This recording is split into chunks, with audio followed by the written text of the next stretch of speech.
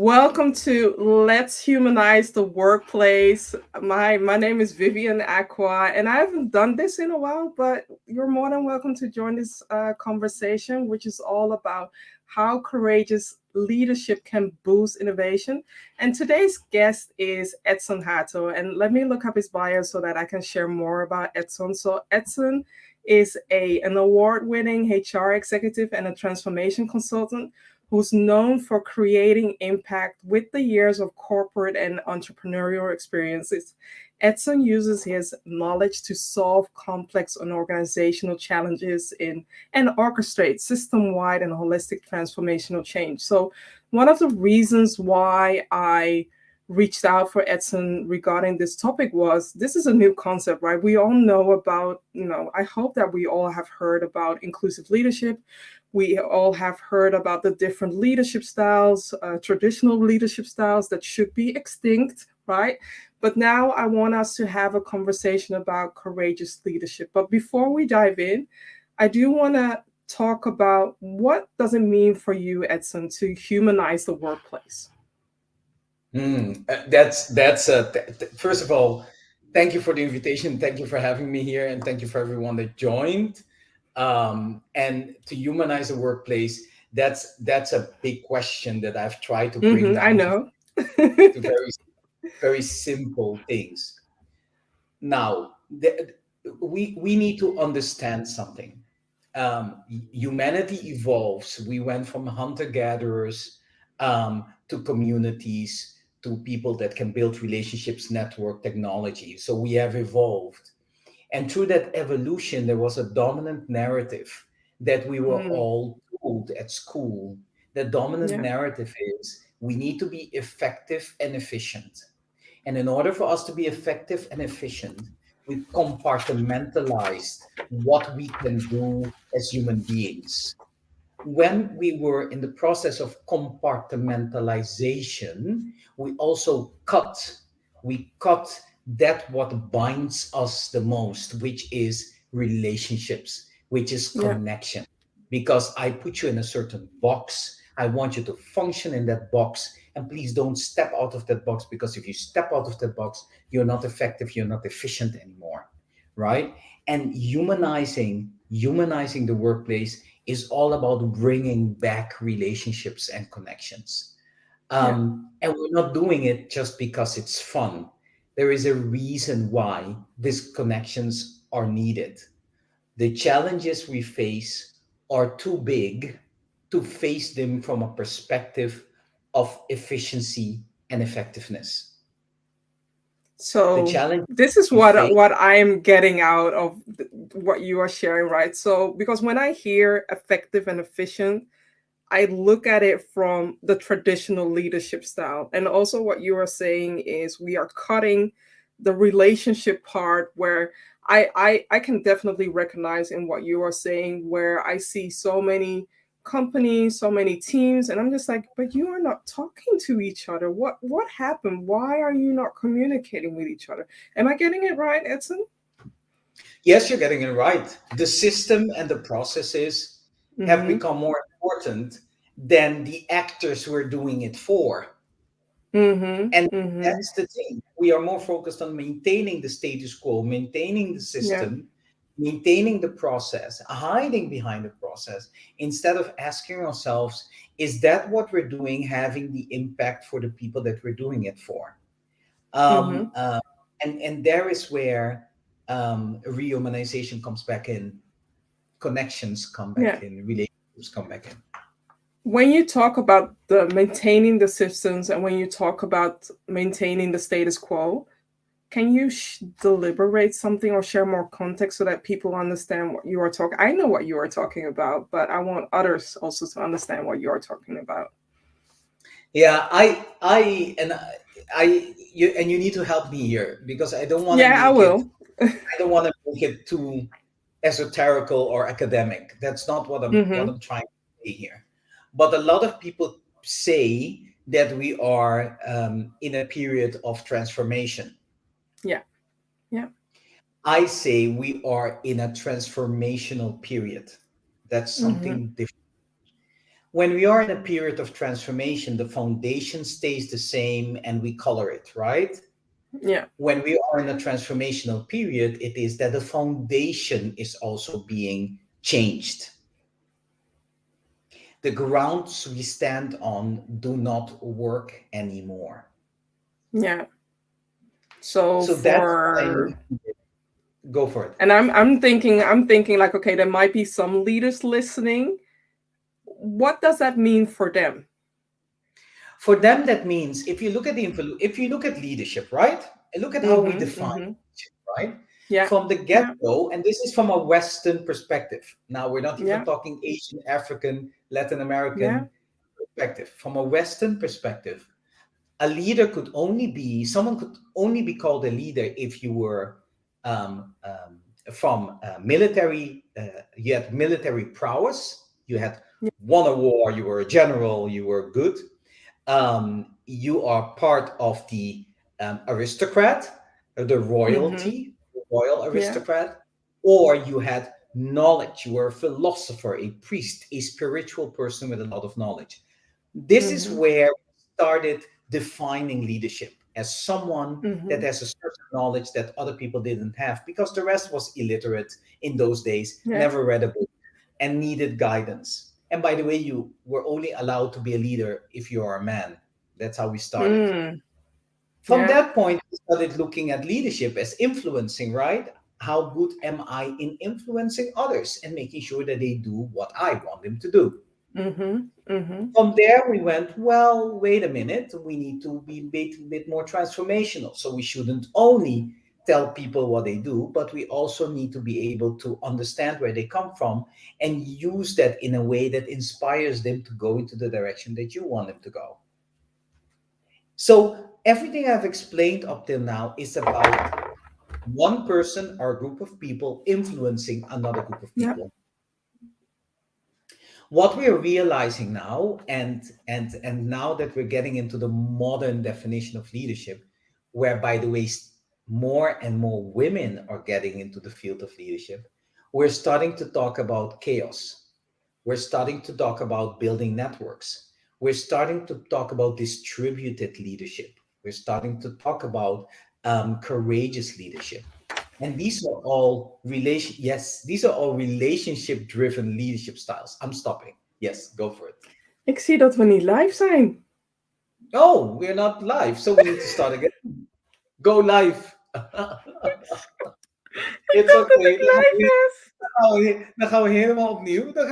Hey, it happens to the best of us. Don't worry about it. Oh. Sometimes these things just happen. Hi, good evening, good morning, good afternoon. We're a little bit later.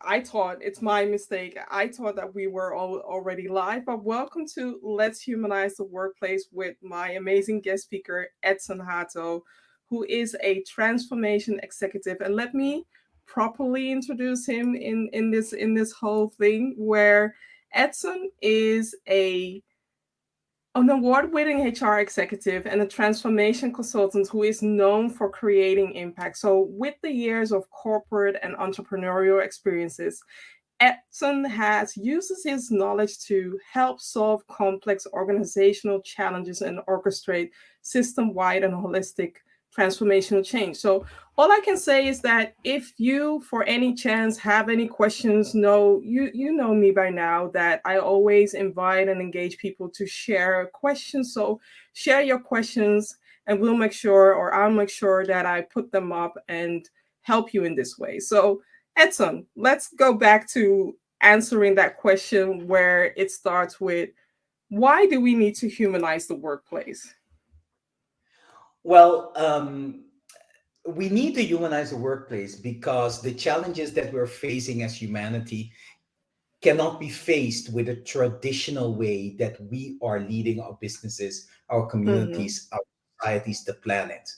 Right? Yeah. If we go a little bit back, we have all been taught that the only way for us to grow, to be rich, to be successful in the world is by being effective and efficient. And to be effective and efficient, you need to focus on one thing. You need to be able to do that very well. But what effectiveness and efficiency has taken away from us is our ability to relate to others from a different perspective, or to relate to others from perspectives that are not our own. And that is what is stopping us now from being able to solve the big challenges that we're facing: financial crisis, climate crisis, energy crisis, etc., etc. So, humanizing relationship is about recreating those nodes, the relationship nodes, so that we are connected to each other and able to use our collective wisdom to survive the coming 40 to Yeah. 50 years. So when you talk about relationships, um, it means that currently, right now in the workplace, which I can recognize that we are not investing a lot in relationships, and that's where the challenges happen in the workplace. And also, there is a way of thinking at the moment right now where traditional leadership is overtaking. What can you say about that? Yeah, I mean, in order for me to answer your question, I need to go back Mm-hmm. to the start of my research on leadership. Mm-hmm.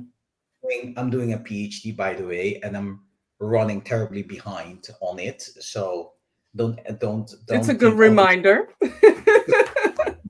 But I did a lot of research for 1 year on where does leadership come from the Western perspective. By the way, Yeah. unfortunately, if you want to do it from the African, Asian, Latin American perspective, you don't have as much literature as you have from the Western perspective. Yeah. And let's start by the beginning. The beginning was you could only be a leader if you were a man, if you were part of the aristocracy of royalty, if you are part of the political establishment, or a philosopher, or a priest, or if you were from a military prowess, from military descent, a general, someone that has proven on the military field that you're worth that level of status. By Mm-hmm. the way, you could only do that when you are a man. So it was knowledge and status that gave you that position. The second part was, hey, I can be a leader if I'm able to influence other people to do what I need them to do. Yeah. Basically, I need to be able to tell them what to do and they need to follow me. So it's all about me telling others what to do. Then we said, no, no, no, no, no, no, no. It needs to be a two-way street. So let's start building the context, the environment into what leadership is, and let's try to empower others to move into the direction that we want them to move. In all these three examples, it's all about the leader influencing, telling other people what to do. What that does is it limits us as human beings in thinking differently, out of the box, right? Mm. And that is where I think now that you're seeing that more and more women, and people from underrepresented groups are stepping into the leadership field.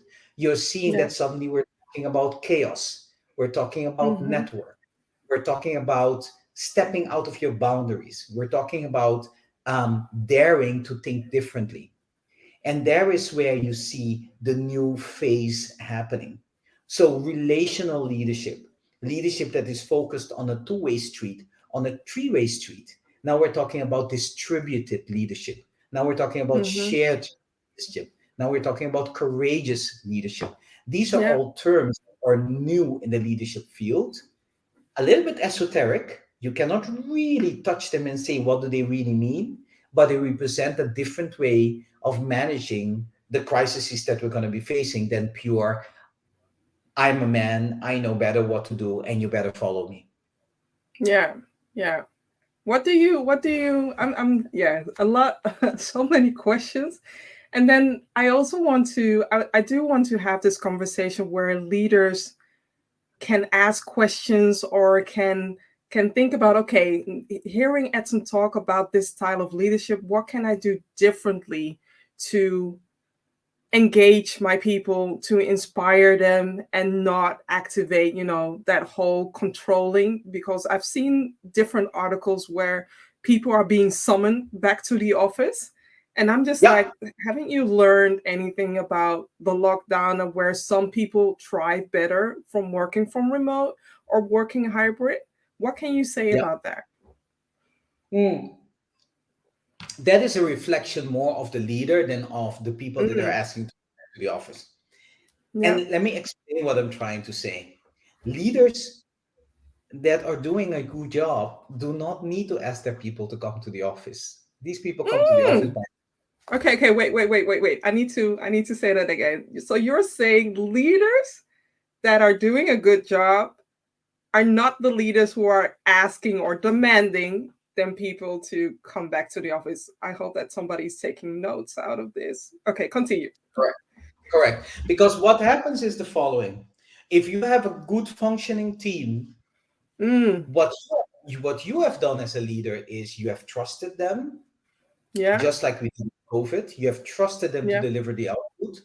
You have also trusted them to, for themselves, critically think: do we need to come Mm, together at this moment in time to solve this problem or not? And you have put yourself into a position of facilitation, of supporting that group of yeah. people become the best that they can be. You have Mm-hmm. not forced, you have not demanded, you have not Yeah. said that productivity goes down. I think the leaders that are asking people to come back to the office are the leaders that need to have a certain amount of control. And when people are not in that direct environment, they feel that they cannot exert the power that they want to Mm-hmm. exert. Yeah. Now, there are roles where you do need to be at the office. Now, I I wouldn't understand want that. Yeah. I wouldn't want my heart surgeon to be operating me remotely. I would like him to be in right? Yes, definitely. Yeah. Train driver. I think I also would like him to be in the train, right? But there are a Yeah. lot of there are a lot of other jobs and functions where we really do not need people to be all the time, 5 days a week in the Yeah. office with each other. That's That's more true. about control and power than anything else. Okay, let's dive deeper into today's topic. And for those who are not aware about courageous leadership, can you share more about the definition and what do you believe are the core elements of being a courageous leader? Yeah. Courageous leaders put themselves into situations Mm-hmm. where they are able to deliver impact. Mm. So let me repeat that. Courageous leaders Yeah. put themselves into situation and context where they want to deliver impact that matter. Mm-hmm. Yeah. Per definition, there are a couple of themes in this definition. One, um, you are putting yourself into situations in which you don't know what the outcome is. Second, you're putting yourself into a situation where it's not a process that you're managing, but it is an outcome that you want to achieve. So you're focused on the outcome. Third, a lot of the times, what you need to do as a leader is for you unknown, and you are able to manage that anxiety by bringing people together around you that help you manage that anxiety, but also by providing their perspective, helps you charter a course forward, right? So that's what a courageous leader is for me. They put themselves into situations to create impacts that matter. Do you know of any role models that fit that label? Yeah. Now I'm gonna start close at home, right? Yeah. Mm-hmm. Um, With I have yourself? Well, I have. Well, thank you, Vivian. I really appreciate you having me. But I've been in a delivery room with my sister because her husband was on a boat and couldn't get to the Mm, hospital fast enough. He was in the helicopter mm-hmm. when first daughter was born, right? Wow. Uh, Yeah. so let me start with women that deliver their first baby. Yeah. Yeah. That's for me Preach. is being courageous leadership, because I don't know about you, but as a man, I nearly fainted. I was like, what the hell am I doing here? I can't Yeah. deal with this. I wanted to walk out of the room instead of staying in it. The doctor had to turn me back around. Did your sister sit down? But it's like putting yourself into a situation where you lose control over your body, Yeah. nature is over, and you deliver this beautiful human being that you need to take care of for the coming 18 years or for the rest of your Yeah. life. So Mm-hmm. let's start with that. The second thing, the second role models I think we have are those leaders that have transcended themselves in those roles. Mm-hmm. Unfortunately, the ones that I only know are some black leaders like Nelson Mandela, like Barack Obama, Yeah. like Malcolm X. A lot of people think Malcolm X Mm-hmm. is but I think he's a courageous Martin Luther King, and Yeah. these are people that, because of the fact that the status quo was excluding them, they had to Yeah. be courageous to break it, and Yeah. they paid a very high price. Yeah. Yeah. Um, for me, these are courageous. Another one is John F. Kennedy, who also paid a high price, Yeah. right? Yeah. Being Yeah. different, for pushing the boundary. Yeah. These are examples for me. Mother Teresa of Calcutta, was a relentless fighter for kids. She was so relentless that if you hear stories about her, some people really got mad at her because the only Yeah. thing she was on her kids. She was Yeah. singularly focused on making those kids' life the best thing they could be. Another courageous leader for me is Toussaint, the big Haitian freedom fighter. If you don't know, go and Mm. look him up, because Yeah. he's the Yeah. Haiti fought the black Africans that were taken to Haiti, fought the French, won from the French, and then 2 years later, the French came back with an armada and basically said to Mm-hmm. them, "If you don't pay back everything that you took away from us, basically Haiti Yeah. and the plantation, we're gonna bomb you to death." Right? That's how big the armada was that surrounded Haiti and said, "We're gonna bomb you until you surrender." And that's where they agreed to sign a contract to pay back France.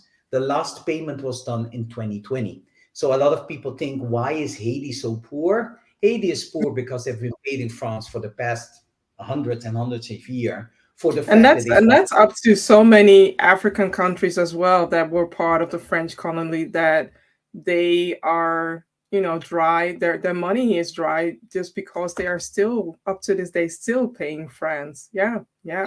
Yeah. Yeah, absolutely. So there is where I think that we have some, and I have more courageous leaders, right? Mm-hmm.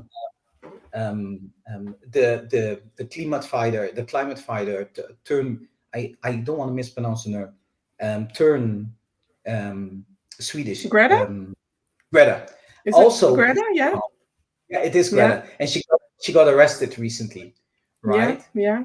Um, Yeah. so they are challenging the status quo. Yeah. They are thinking differently, Yeah. and they are fighting, and they are helping us see that we cannot continue the way we are continuing at the moment.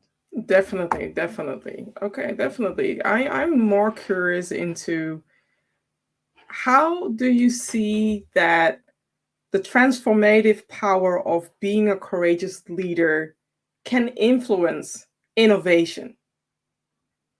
Yeah, Because at the end of the day, the leader wants to, amplify their reach, empower the people so that they innovate, right? If you don't innovate, you become a dinosaur. yeah, yeah. So I think this is a really good question, and Vivian, I don't have an answer to that. What I can share with you Mm-hmm. is what I think. Mm-hmm. Um, there is a lot of talk about chaos and the chaos theory. Yeah. Yeah. So, how, let me take a step back here, because how I look at it Mm-hmm. is that we think that we can organize our lives and plan it. Yeah. Yeah. Yeah. And to a certain extent, we can, Mm-hmm. but for a large extent, we cannot. Yeah. And we have lost our ability to manage, to live our lives based on the energetic flows of what is happening. Why Mm-hmm. does Yeah. serendipity happen? Why does one person pop up in my life and the other not? Why do I get this message to do this, and but that one thing that I want to do never pops up? So we have lost that affinity to follow what the flow of serendipity is putting in front of us. And Mm-hmm. that also, being in connection with the universe and being in connection with the relationships that we have, and being much more able to listen instead of Mm-hmm. creating noise, right? Yeah. I Yeah. think leaders and innovation has to do with the leader's ability to identify networks that can create disproportionate value in a distant future, and to Yeah. trust that that network will be able to deliver on that, and to water those networks, not one, not two, not three, but four and five. And by the way, if you identify 10 of them, probably nine will fail, but you just need one to succeed. And then, Why the why butterfly. why are we saying failure? Because we look at failure like it's not a valuable lesson. And I am just like, okay, it's good that we fell, but after falling, you're standing up, right? I fell, I broke my ankle, I fell, and now I'm 16 screws further. Where, yes, I'm moving at a slower pace, but still, I stood up, went on, and learning from that whole experience, and thinking of, okay, what can I do in the future? Be more mindful of my time, set boundaries, think about how I can be sustainable. So I also want to just share this message to the leaders that when a team is failing or when a product is not being successful, ask Amazon how they started. If you look at the historical web page of Amazon, you would cry. It's ugly. But look at Bezos right now, right? Yeah, yeah. And I'm really happy with your intervention. I'm really happy with Mm-hmm. you keeping me honest and bringing me back, because every failure is a stepping Mm-hmm. stone to your success. Exactly, exactly, Every failure exactly. is a preparation for your Yeah, success. At least yeah, that's how I see yeah, it, right? yeah, And I have yeah, failed in my life. I've been yeah. told so many times I'm not good enough. I will Mm, not be able to achieve it. I've yeah, been fired even because I yeah. didn't say the right words, or I didn't accommodate the right amount of. And look where you are right now. Look at the Yes. Yeah. clients that Yeah. Edson is catering and supporting. So I just see that sometimes people don't speak the same language as you or don't dream the same dream that you're dreaming. But I'm glad that you kept on dreaming and walking how Yeah. into your dreams as well. Thank you, Vivian. And it's not easy. It's not Yeah, easy when someone tells you, you know something, I've seen your work and I don't think you can accomplish anything. yeah, yeah. But you That's didn't something believe that, it though. yeah, I didn't believe it. Well, and basically all the things that I did accomplish Yeah, had no value for them. yeah, yeah. Until you went, you don't know what you got till it's gone, and then they know how valuable you are. But I want to go back because you're dropping a lot of hints and a lot of messages that I want to unpack. You mentioned trust, which is a valuable thing. Trust is hard to gain, but it's so easy to lose. So be respectful and earn the trust, but don't lose it, the next day. The next thing that you talk about is listen, right? I see so many leaders listening, but there's a part also that active listening. I've been actively listening to everything that you're saying, and I was just like, oh, I want to say, I want to talk. No, I'm writing a few things down just to memorize and also to bring back towards you what you are sharing, because these are valuable elements that I sometimes don't see back into the current leaders or some of the leaders that I'm talking to. And then the other thing is water the network. Don't spend only the time, within your team, because you never know how the team dynamics will change. Connect with other people outside of your scope, because that's where the magic happens. That's where you can create magic or connect with different departments that can make your life easier in the workplace. Yeah, yeah. Absolutely. Now, there is a definition of exclusion that I really like to use, right? Mm-hmm. Every time that when you see and feel that the Mm-hmm. people around you are all the same, come from the Yeah. same perspective, Yeah. have the same color, talk the same as you are in trouble. Yeah. Yeah. Yeah. You're in trouble Yeah. Yeah. because you are losing out on perspectives that you didn't even know that you needed. I So mean, you can just look at the mirror and say yes, yes, yes to everything that you're saying, right? That's what you're saying at the moment right now. Yeah. Yeah. So I think big organizations and small organizations at this Mm-hmm. moment in time have a lot of trouble adjusting to what's happening in the world because Yeah. their communities are too homogeneous and too singular. So let's go Yeah. back to trust, to listening, and to network, right? Yeah. Yeah. Trust. So now, and help me here, and it's going to be Yeah. controversial what I'm saying. I'm A lot listening. of a lot of us use trust as a sword. Yeah. Let me I get that. explain what Yeah. I mean by that, right? Yeah. Vivian, I love you, you're great, and I trust you.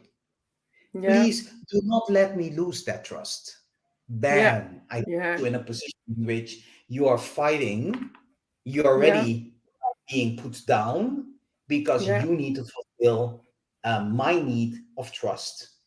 Yeah. Therefore, I am already putting you on your qui vive, like, okay, Yeah. what do I need to do to make sure that he doesn't not like me Yeah. anymore, doesn't trust me Yeah. anymore?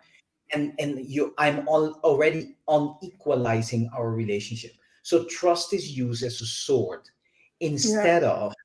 instead of my departing point is trust. And I know because I trust the world we live in, Mm-hmm. we will Yeah. have ups and downs. Yeah. And through these ups and downs, our relationship is going to be fine. That's what Yeah. trust is for. But That's also a the totally whole world, the word that you're saying, it's a relationship. And I don't know about you, but with my partner, with my friends, even with Anita, who you know very well, we have our ups and downs, and we have to be able to also be that flexible. That's there are some days that the relationships is going, super great. There are some days where you're butting heads, but that doesn't mean that I don't like you, or that doesn't mean that I don't trust you or trust you less. So I get what you're saying, and no, it's not controversial. I really love that you are bringing this part in it.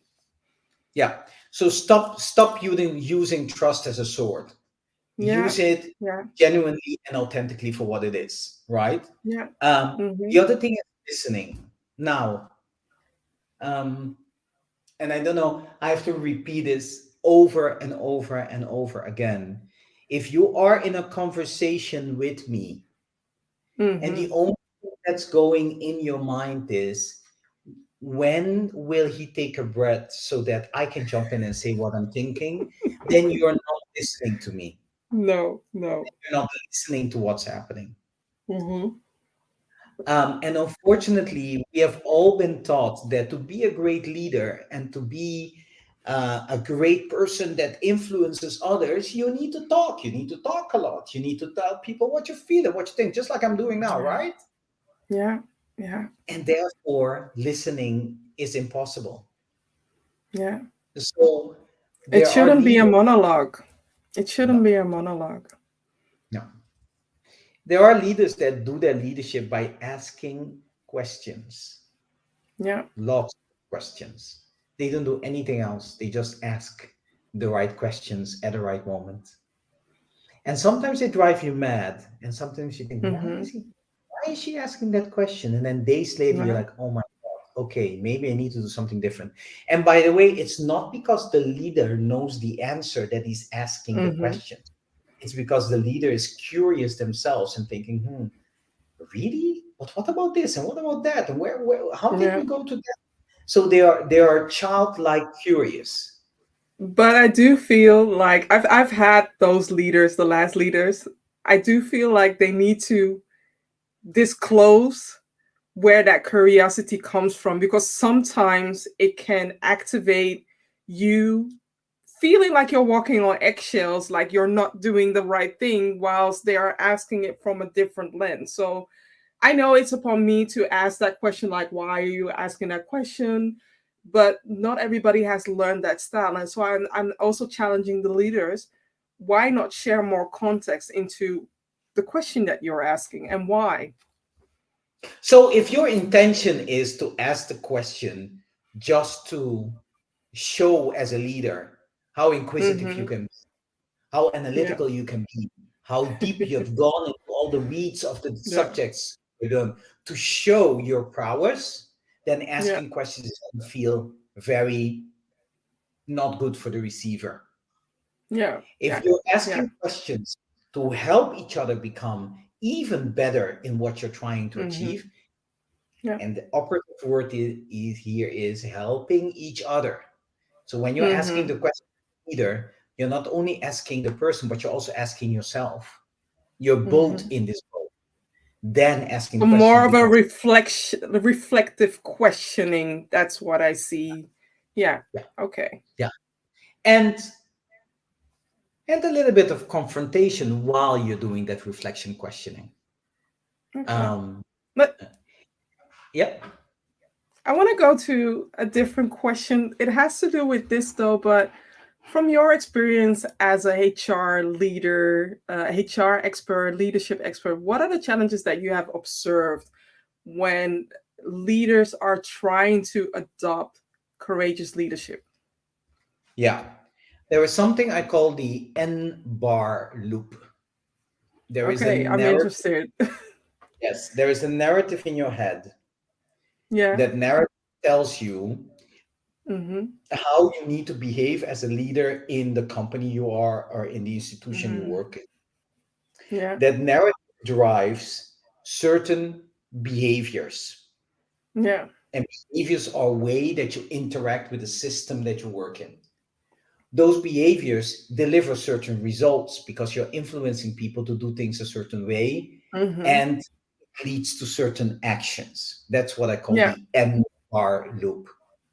Yeah. If you want to be a courageous leader, the traditional old narrative that you have in your head is Mm-hmm. where to start. If Yeah. you don't change that, being a courageous leader is going to be a really, really tough process to take on. You're going to So be in what you're constant saying is they need to reach out and have a conversation about need to reach out how and have can a I move conversation farther? about their insecurities. Yeah. Yeah.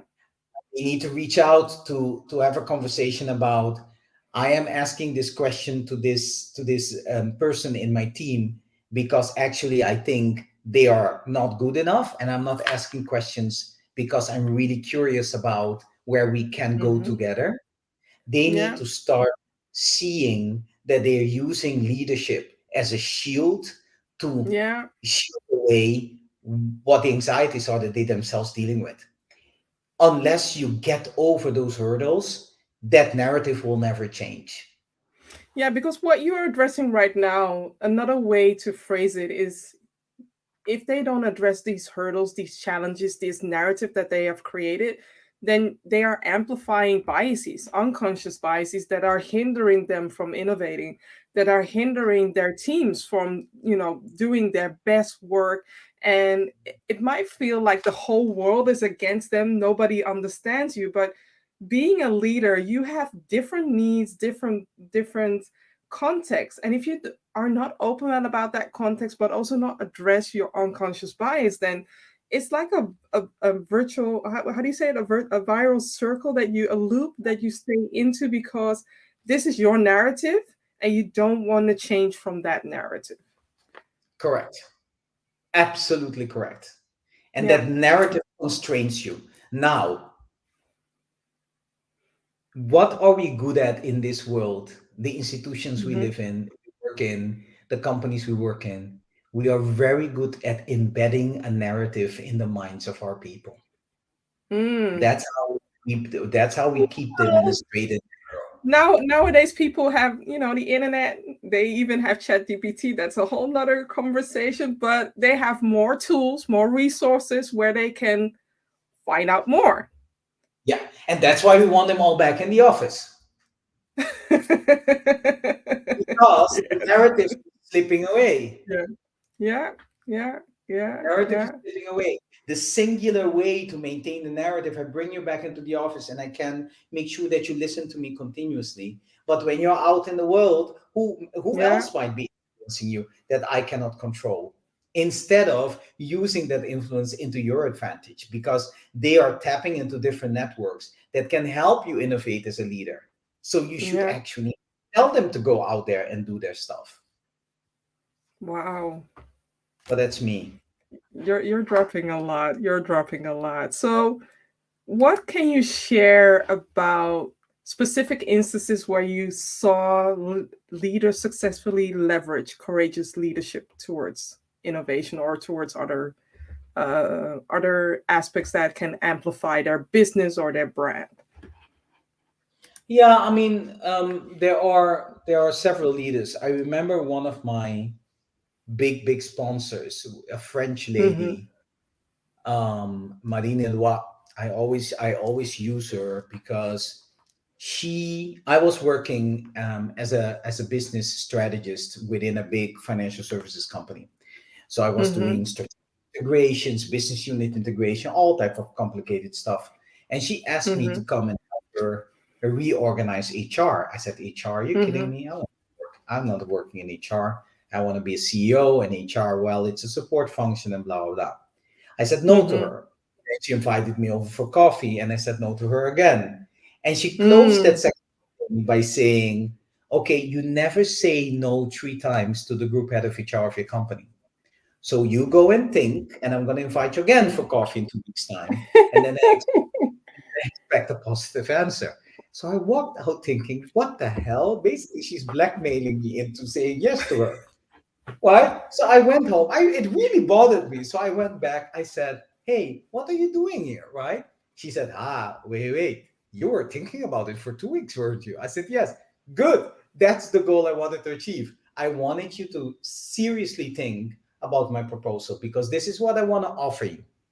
If you Yeah. come into the car and help me and you don't like it, I will put you in whatever role you want to have afterwards.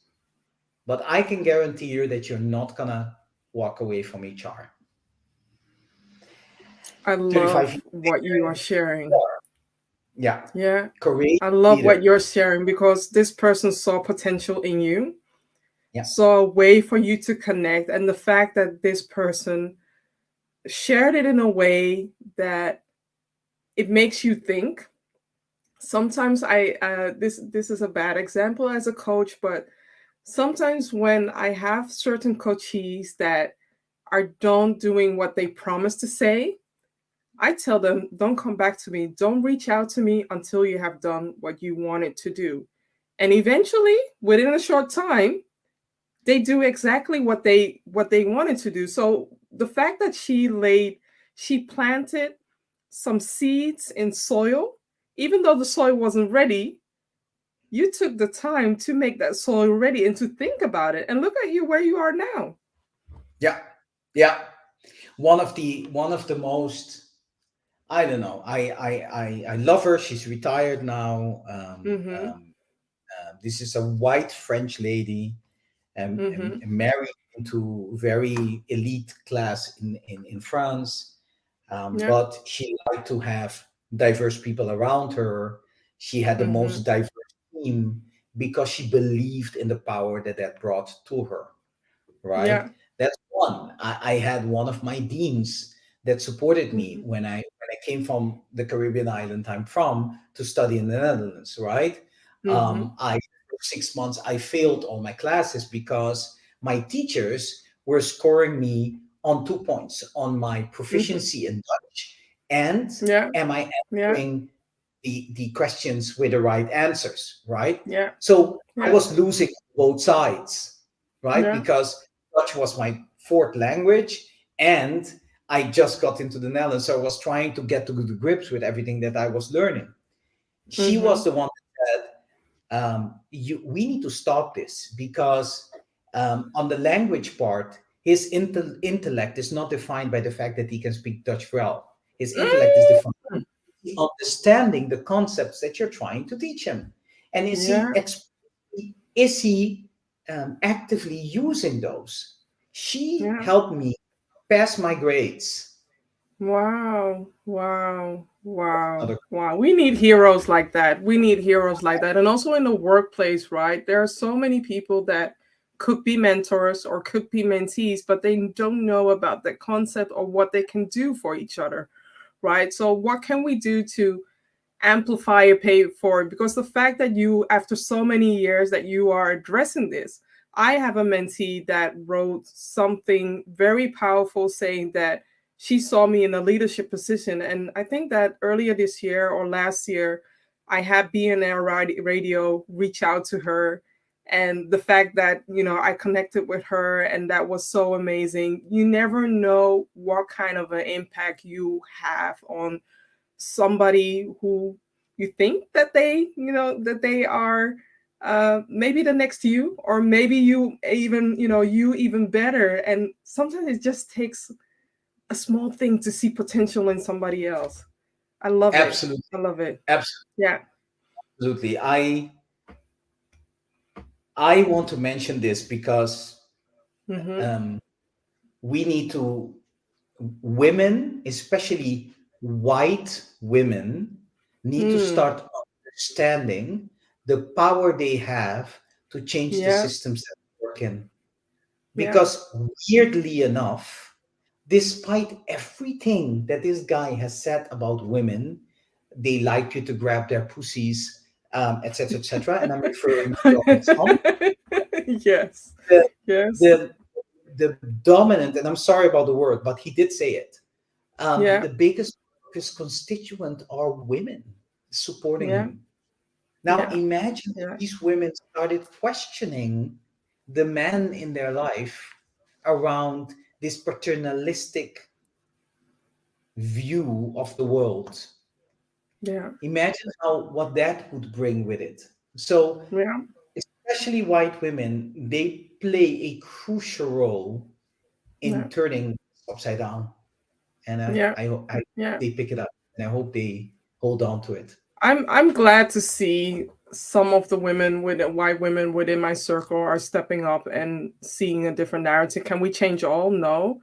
But I'm happy to see that those who can and those who are doing their best to do it in power, right? And also I understand that we are allowed to make mistakes. Why don't we gracefully give the same grace to somebody else from a different ethnicity? I'm not saying that I'm allowing other people to share slurs or to share something that's hurting, but I do want to share that there is space in grace, and there is space in making mistakes. There's space in not letting the other party feel like they need to move out the way, or we are claiming the whole table. I'm just asking, make space for all of us. That's it.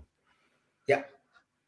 So to go back to your question on courageous Mm-hmm. leadership and innovation, Yeah. and what are the barriers that courageous leaders face, Mm-hmm. it starts with having the courage to be vulnerable about your own anxieties. Mm. Ooh, That yes. it starts with that. Second, when you start with that, addressing your dominant narrative becomes easier. Yeah. Yeah. That leads to different behaviors, different actions, and different results. So if you're asking me about innovation, it starts with you. I feel a book coming in the future. I'm just saying that. I feel a book coming in the future. Okay, we are at the last question. What is your wish for 2030? I know that we are like 7 years away, but what is your wish when it comes to humanizing the workplace and courageous leadership? What do you want to see back? Um, Now I know I'm laughing because I am a Mm-hmm. huge Star Trek fan. Okay. Now a lot of people and my mom always said, "Oh God, you're watching this again? Why?" I mean, sit down and look, listen to Mm-hmm. the teams, Yeah. What are they talking about? They are talking about understanding each other. They are talking Hmm. about accepting each other's differences. They use Yeah. technology to facilitate the way they collaborate with each Yeah. other. If you look Yeah. at the level of depth of the knowledge of each of the actors and the complexity of the issues that they're solving, they're always solving it together. They have to, Yeah. otherwise they die, right? Yeah. Yeah. I love it That's when my you bring Star Trek in this, in answering this question, because Star Trek was one of the early series that knew about diversity, and even in the roles and up to this day people still reference to that. Look at Star Trek, look at the different planets where people were coming from, but still they collaborated, still they made it work. And for you to bring it back in this way, yeah, I understand it. Yes, I yeah. understand it. Excellent. It was a pleasure. I know we can talk for hours, but it was a pleasure. I really hope that self leaders, leaders, everybody who sees themselves as a leader. And also, I just want to emphasize that just because you don't have leader in your title, you are a self leader. You're leading yourself, right? So please take away from this conversation whatever resonates with you. Let it marinate, reflect upon it, and let it marinate. Final Vivian, thank words? you for having me. Yeah, it was nice. Thank you. It I'm was going to good. end the It was good. broadcast.